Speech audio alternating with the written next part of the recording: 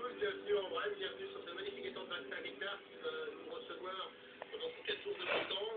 L'eau se réchauffe, je dirais tranquillement, 1 degré, 1,5 degrés par jour. Nous allons donc vous présenter les différentes techniques d'approche avec Emmanuel qui vont nous servir à capturer ces carpes. Technique d'approche avec le sondeur, bien sûr bien plus facile, bien plus rapide, mais aussi une technique d'approche avec les repères amorceurs, présentation de la pêche au stick, présentation de la pêche au rappel.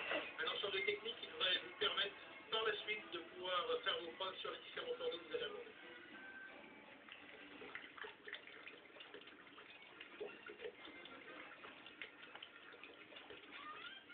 Voilà, donc on va arriver sur un haut fond. Je vais faire la courbe qui se dessine. On est passé d'1,70 m à 60 cm d'eau. On est sur un ancien chemin en fait, qui traverse l'étang. Et ça va nous permettre, je pense, à cette époque d'avoir de l'eau beaucoup plus haute que sur les autres parties de l'étang. Et on va essayer de passer un montage dessus. Donc là, en clair, j'ai un repère va être posé. Un amorçage va être distribué assez copieusement, assez large, de façon à ce que les carpes trouvent forcément nos appels. Il y a des fonds assez différents, constitués de cailloux et de sable. Et je pense que ce sont des parties où la vie va se développer en prime time, si je puis dire, au niveau des fonds.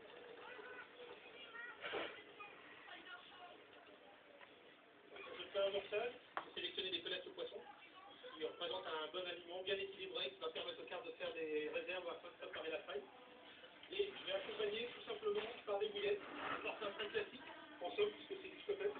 Scopex Screwdriver, un mélange entre le Scopex, la poudre de coque, et c'est un pasta digeste qui va permettre aux carpes de revenir s'alimenter régulièrement et de bien les digérer. Les pellets sur des petites particules, vous voyez, ça représente à peu près 10 mm, ça va nous permettre de couvrir une très très grande zone, beaucoup plus importante, c'est-à-dire qu'avec le même poids de bouillette de 20 mm, on aurait peut-être couvert 2 mètres carrés. Et là, avec 2-3 kg de pellets, je vais pouvoir couvrir en fait 7 à 8 mètres carrés. Donc les carpes vont être incitées à chercher des petites particules beaucoup plus longtemps et je vais couvrir une surface beaucoup plus importante. Ça, c'est la distribution sur le poste, mais je veux faire chercher ces carpes. Alors on a vu tout clairement tout à l'heure sur l'éco-sondeur qu'au-delà de ce repère, il y avait un petit chemin qui descendait. Et je pense que pour moi, les carpes doivent l'emprunter. Donc je vais essayer de distiller ici et là, peut-être 500 grammes de pellets, afin qu'elles les trouvent déjà dans ce chemin et qu'elles viennent sur le haut fond manger. Je lance une poignée de ci de là, afin que les carpes en fassent quelques-unes sur le feu et qu'elles se disent mais où est-ce que je vais pouvoir en fait trouver d'autres à point de fond. Donc là c'est très départ. Très départ, je taille assez large, je ne cherche pas à faire un effet de masse, un effet de nourriture, mais juste pour les faire chercher, pour se dire, ma foi, s'il y en a ici, peut-être qu'il y en a ailleurs. Donc après avoir dispersé les pellets, on va maintenant mettre les appâts avec lesquels on va pêcher. Donc les bouillettes, j'ai fait un mix entre les bouillettes de 15 et les bouillettes de 20. Dans la même optique, on va amorcer bien autour du repère, encore une fois, sans disperser. Demain, je vais faire l'absence d'amorçage, de façon à leur laisser du temps et de déclencher une petite, je dirais, concurrence alimentaire assez faible. Puisqu'elles vont se ruer là-dessus aujourd'hui, demain, elles ne trouveront pas de nourriture. Les premiers appâts qu'on va placer la semaine prochaine seront forcément ceux qui seront.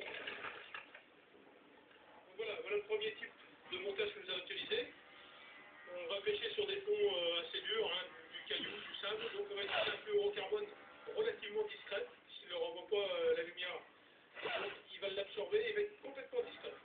Une attache clip-plomb des plus classiques, un anti-emmêleur à base de Noswalk, qui est une tresse enrichie en tungstène. C'est donc une tresse qui va venir un anti-emmêleur qui va venir se plaquer sur le fond et qui va pouvoir remplacer en fait du lait de corps. Dans certains plans d'eau, vous serez interdit de pêcher avec du lait de corps, donc c'est la solution qu'on vous propose pour pouvoir remplacer ce lait de corps qui vous permet une grande discrétion à l'approche du montage.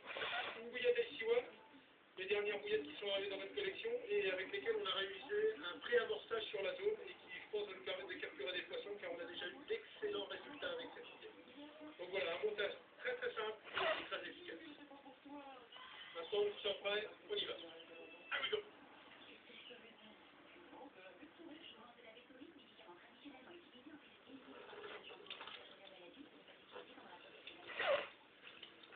Donc voilà, les deux lignes principales sur les spots qui ont été amorcés sur le bateau. Plus qu'à attendre que le poisson vienne maintenant gentiment se faire prendre. De mon côté, je vais aller prospecter un petit peu plus loin sur le plan d'eau, voir si on arrive à trouver un rang pour placer deux lignes. Notamment la bordure du côté ouest qui m'intéresse énormément, puisque la météo